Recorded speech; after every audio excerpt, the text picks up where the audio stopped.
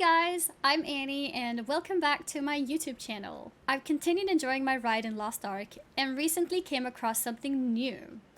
Gems. I was honestly surprised to discover a whole new system after already being max level for a while, and I figured that maybe there's other people out there just like me. So, in this video, I sat down and I will be talking about everything you need to know about gems.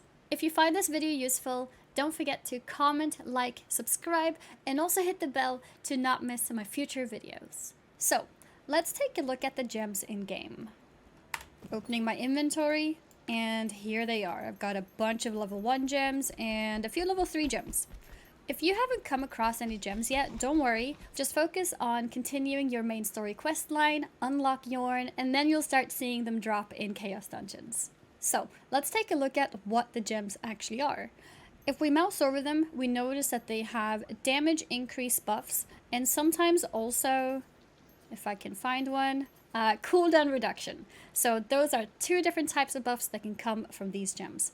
You can also note that I have some level 1s and some level 3s, and they go up all the way to level 9. Each gem is specific to an ability of yours. So for example, this one is locked to your Frost Call, and this one is to your Esoteric Reaction. So, how do we use these gems? The simple answer is to just right-click. By right-clicking, you will automatically start equipping the ones that you do not already have, but you might wonder, where do these go to? Open your character profile with the default bind P, and you have a section for gems right here. You click it, and here is your whole interface. So now that we're here, we can get a proper overview of all the gems that we have active. As you can see, there's 11 slots available, and I can read the different ones that I have active on this drop-down menu here. So for example, we have a energy discharge damage plus 9%. It's a blue gem, that's where the damage buff is quite high. And we have ice shower, cooldown reduction 6%. We have an ice shower plus 12%, also blue. And then we have all the level 1 gems that I just slotted in below here for each spell. Note here that I've got ice shower twice. And this is the max amount of gems that you can use for one ability, namely 1 damage buff and 1 cooldown reduction. So you can only use one of each for every spell. I actually have a level 3 version of the Ice Shower cooldown reduction, so let's see what happens if we try to use it. I'll drag it here, put it in there, and oop, we got a warning sign that says if multiple gems have the same bonus, only the largest bonus will apply. And since these are of the same size or the same quality, that means only one will be active and the other one will be inactive. If you have a good basic understanding of gems, you might be interested to know how to farm more of them. Chaos Dungeons are a great source, but we know that we're limited to only 2 runs a day. But if you're lucky, you may get a boss rush ticket in your Chaos Dungeons, and those can be used to run boss rushes, which are a great source of gems. Next important topic when it comes to gems is fusing.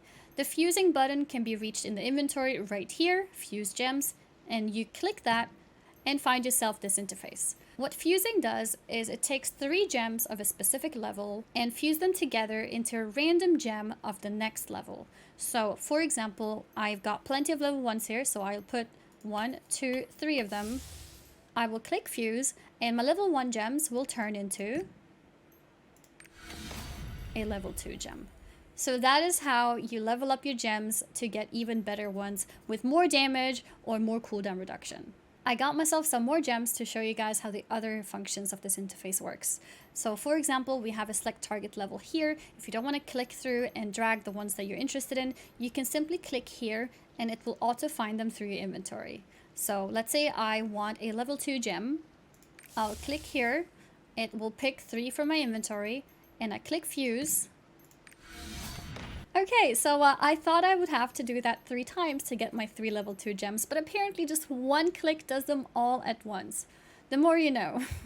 And now that we have plenty level 2 gems, we can go ahead and target level 3 and fuse that. In this case, we only have 4, so we know we will only get 1 gem.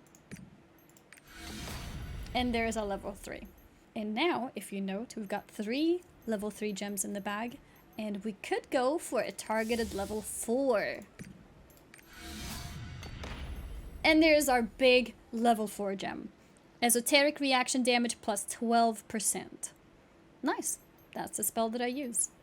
One more interesting thing in the interface is this button here, Autofuse Settings. So here, what you can do is click Autofuse Gems when obtained, and this way you can target a level, for example level 2 or level 3 if you're brave and if you're farming a lot, or higher, and your gems will automatically be fused as soon as you loot them. This can be useful because the level 1 gems do take up a lot of inventory space, so if you're farming a lot, it might be nicer for it to just be auto-fused so you don't have to click the specific buttons to get them all upgraded. You may want to be careful with upgrading too much because upgrading to level 4 might mean that you only have 2 gems out of your 11 slots that I showed in the character profile, so sometimes you may want to opt into some lower level gems just to make sure that you have as many buffs as possible.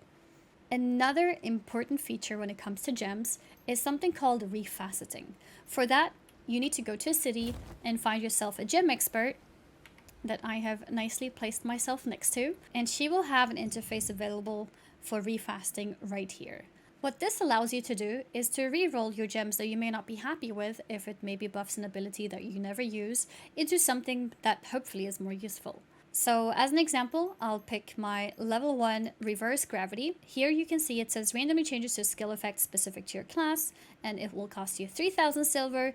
You click reforge and you'll get a random other gem. The higher the quality, the more expensive the cost for this is. Let's try it here with this one so we can see how it looks in action.